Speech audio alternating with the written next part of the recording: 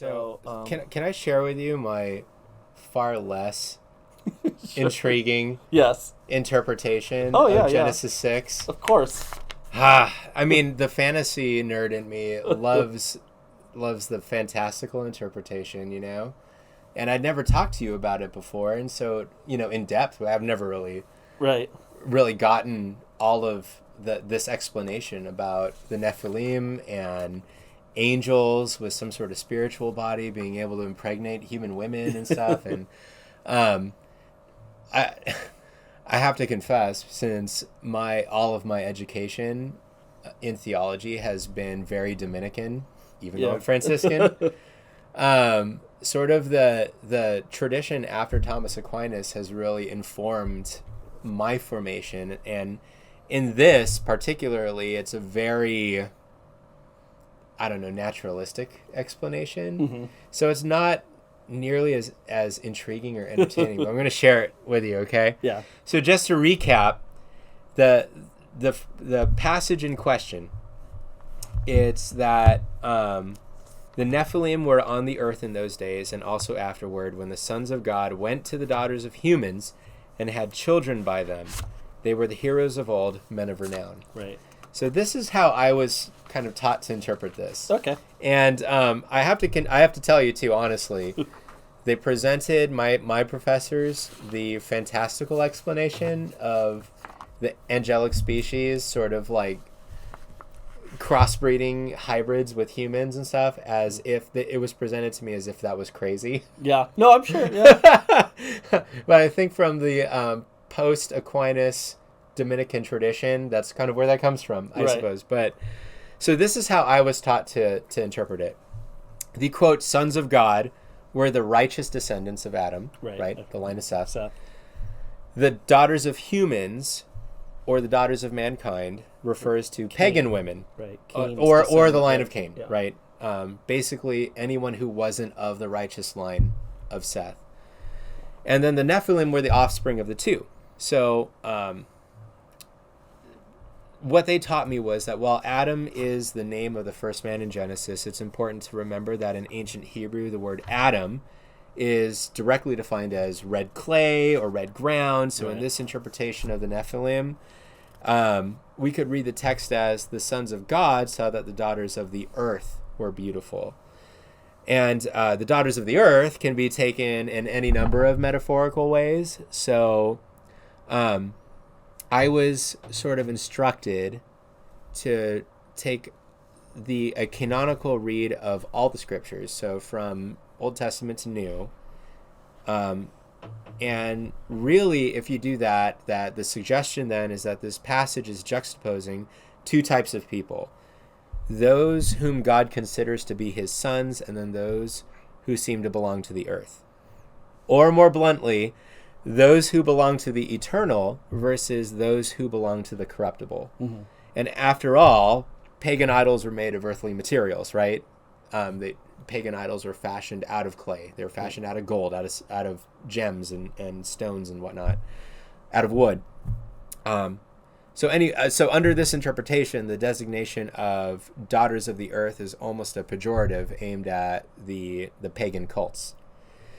So from all that, the Nephilim could have been the heroes of the ancient world that we read about in the classics, like Heracles or Odysseus, or any number of Aeneas, like any number of famous Greek legends and ancient heroes.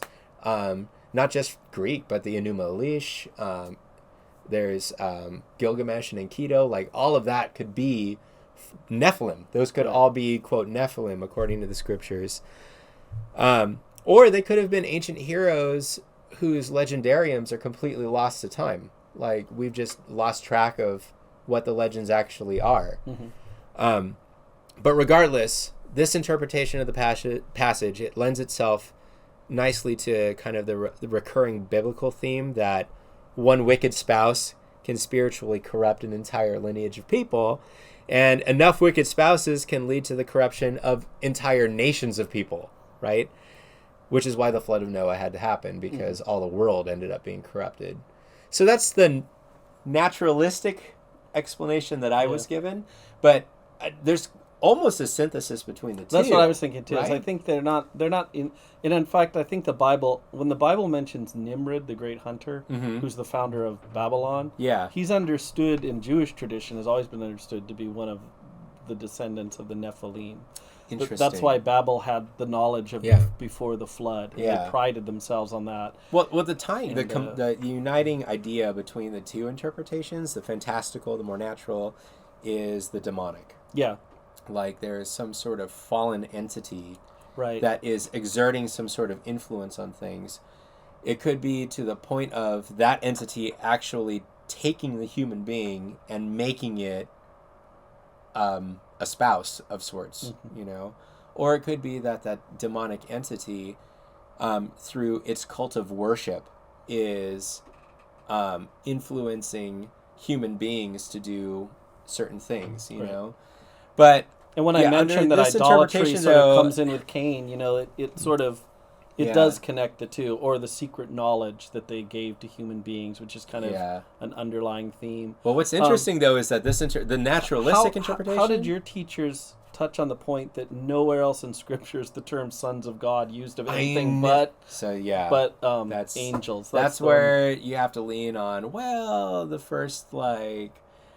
first few chapters of Genesis, they've gone through so many redactions. It's gone through such an oral tradition that certain parts of stories were memorized a certain way before they were written down, while others were memorized a certain way too. And so there's different terms that show up that don't necessarily concord until later on. Then we can get it, and that's where it gets a little muddy. It's like, I don't know. I mean, really, it's I don't know. Yeah. Yeah. Because I know most biblical scholars, at least the ones I'm aware of, consider that passage to be very old, like even within Genesis, because it's touched on. The thing is it's a Middle Eastern passage. I mean, that is, Gilgamesh was supposedly half, they wouldn't have called it demon, but half a son of God, half, you know, we have all these. That's the other thing that's interesting about this, and totally going way off our track, is the Greeks gods had to defeat the Titans, huge beings. We have our gigantes, our giants. Yeah. The Irish had to conquer the Foimayor and the Fomorians, who were giant. Like, every culture... What were the Filipinos doing? I don't know. They don't have a giant... I think they were just chilling. We heard a great one yesterday from our senior. What? Our speaker coming up for Lent is the old papal nuncio of the Scandinavian countries. He just retired, and he wants to get back with people. Okay. He had less than 700 Catholics in all three countries, and he said they were all Filipino. Excellent. we keep the faith. We keep it together. But I was going to say the giants mentioned throughout Scripture, you know, under the naturalistic interpretation, it's really just like the Israelites see these people and they're just wusses. Yeah. And it's like, man, I don't know. The fact that the term giant shows up over and over and over again. Yeah. And that's a translation into English that we get from the Septuagint. Right? And Philo has a whole book on the giants. It's one of his books. Oh, really? Yeah. Philo does? Yeah. And he's where we get a lot of really good stuff on the Todah sacrifices, too. So I'm inclined to believe him. And then, you know, that's why I said, you know, when you look at 2 Peter and Jude, too, because they're referring to this, it says, you know, God did not spare the angels who sinned, but threw them into hell where they are kept closed in darkness, chained for the day of judgment. For he did not spare the ancient world, but brought the flood upon the godless people, except for Noah, and then condemned the cities of Sodom and Gomorrah, destroying them as an example. It's interesting how the author connects the three things of the angels have to be the ones connected to Noah, because it's clearly that story. And then they connect it to another sexual sin at the end with Sodom and Gomorrah. And then Jude's even more specific about exactly what that was. He says, what does he say? Here it is. Remember those angels who did not stay within the limits of their proper authority, but abandoned their own dwelling place and are now bound with eternal change in utter darkness. God keeps them for the great day on which they will be condemned. Remember Sodom and Gomorrah, the nearby towns whose people acted as those angels did, and indulged in sexual immorality and perversion. They suffer the punishment. And now think of this one. Now it makes sense of the weird phrase that Paul just throws out in the middle of Corinthians, where he says, and women have to keep something on their head because of the angels. We've always thought of it as a term of respect, but maybe it's a term of not turning the angels on. That's incredible. Isn't it? It's weird, like when you get these... That's when in you the start New to look Testament. Right, that's Paul talking. He's all in... I cannot believe that. Yeah, that never showed up in any Would you look up that passage? It's something, women's headpiece for the angels, so I can... And I'll read No, I what mean, it says. you're reading Jude right now. Yeah, and Jude is pretty explicit that's about it. Interesting. Yeah. He links the whole notion of he links sexuality with the angels. And wow. I mean, if you even think about Sodom and Gomorrah, they were trying to be homosexual, but they were actually asking to have sex with angels there, too. They just didn't know they were angels. Were they? Yeah, remember it was the two men. They're like, bring out Oh, the yeah, two no, men. yeah, that's right. Yeah, So, yeah. I mean, Yeah. weird, but Yeah. yeah. I think it's 1 Corinthians 11:10. Yeah, it's one of those weird that I never had. This reason. No one ever... 1 Corinthians 11:10. Like, I never got a good explanation from any of my teachers either. In the middle of talking about covering your head in worship, Man, yeah. he says, on account of the angels, then, a woman should have a covering over her head to show she's under her husband's authority. So the angel can't swoop her, I guess. It's like So what weird. about women who aren't under a husband's authority? Well, you still have to wear the head. You'd be under your father's authority then, Oh. probably is. But it's weird That that he is gives a incredible. reason as the angels, and no That one was is ever, incredible. even like the study Bibles, most of them are like, we don't know exactly what this means, but Does but the Ignatius Study Bible have anything about it? I don't know. There's one right behind you, actually. is there? Oh, yeah. But I know Scott Hahn really likes the Augustinian interpretation, so I don't know if he'll put that in. But I'm from the Scott Hahn tradition. right. My- I love my Scott education. Hahn. A lot of his So- things. But like I said, and you said, I think there's actually a lot of linking between the two more so than it may appear at first. Well, yeah, and that was the point that my professors made, was the two interpretations are actually really strongly linked together, because it's still the demonic that's kind of driving the whole thing. Right. So it was 11 what? Head coverings? Yeah. 11:10, I think, or something. 11:10. So are there any notes? A warning that gender confusion and improper attire at worship will offend the heavenly hosts. That was Scott Hahn's take. Okay. The underlying idea is that 1, angels are ministers of the natural order, and 2, angels are present in the sacramental worship of the church. Okay. It is Scott Hahn, Yeah.